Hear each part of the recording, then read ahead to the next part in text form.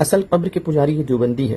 اکثر آپ دیکھے ہوں گے کہ کوئی بھی دیوبندی جاہل ہم سنیوں کی ویڈیوز پر یا پوسٹ پر آتا ہے اور کہتا ہے کہ سنیوں کے اوپر قبر پجاری کے الزام لگاتا ہے اور کہتا ہے کہ ارے قبر پجاری، ارے ہڈی پجاری، معاذ اللہ استغفر اللہ، یہ بہتان لگاتا ہے۔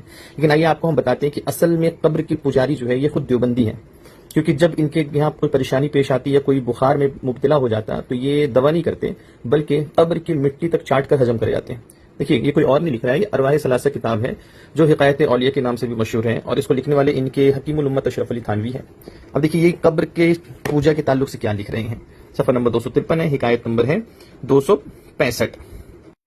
فرمایا کہ مولوی معین الدین صاحب حضرت مولانا یعقوب صاحب کے سب سے بڑے صاحبزادے تھے۔ وہ حضرت مولانا کی ایک کرامت جو بعد وفات ہوئی، کب ہوئی؟ اس کے مرنے کے بعد ہوئی، بیان فرماتے تھے کہ ایک مرتبہ ہمارے نانوتا میں جاڑا بخار کی بہت کثرت ہوئی، جو شخص مولانا کی قبر سے مٹی لے جا کر باندھ لیتا اسے ہی آرام ہو جاتا، بس اس کثرت سے مٹی لے گئی کہ جب ہی قبر پر مٹی ڈالو تب ہی ختم۔ کئی مرتبہ ڈال چکا، پریشان ہو کر ایک دفعہ میں نے مولانا کی قبر پر جا کر کہا، یہ ساجزادہ جو جا کر کہنے والا تھا بہت تیز مزاج تھا، وہ جا کر کہا قبر پہ اپنے باپ کے کہ آپ کی تو کرامت ہو گئی اور ہماری مصیبت ہو گئی، یاد رکھو کہ اگر اب کے کوئی اچھا ہوا تو ہم مٹی نہ ڈالیں گے، ایسے ہی پڑے رہیو، لوگ جوتے پہنے تمہارے اوپر ایسے ہی چلیں گے۔ بس اسی دن سے پھر کسی کو آرام نہ ہوا۔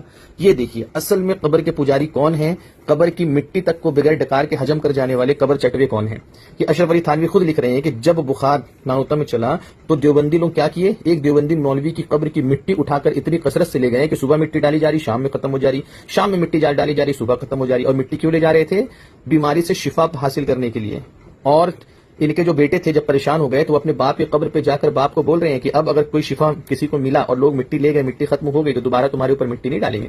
جیسے اپنے باپ کو یہ وارننگ دیتا ہے، باپ جو ہے قبر کے اندر سن بھی لیتا ہے اور فوراً شفا دینا بند کر دیتا ہے۔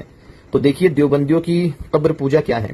اصل میں قبر پجاری کون ہے، قبر چٹوے کون ہیں، اور قبر کی مٹی کو بغیر ڈکار کے ہجم کر جانے والے یہ پکے مشرک ہم ہیں یا پھر یہ دیوبندی؟ آپ خود فیصلہ کیجئے اور ان دیوبندیوں کے گندے مذہب اور اس گندے عقیدے پر لعنت بھیجیے۔ جو کام یہ خود کرتے ہیں وہ ہم اہل سنت کے اوپر الزام لگاتے ہیں۔ ہم انبیاء اولیاء سے اگر مدد طلب کریں، ان کو اگر مشکل کشا حاجت روا مانے تو یہ ہمارے اوپر شرک کے کفر کے فتوے داغتے ہیں، لیکن یہی کام یہ خود اپنے مولویوں سے کرتے ہیں۔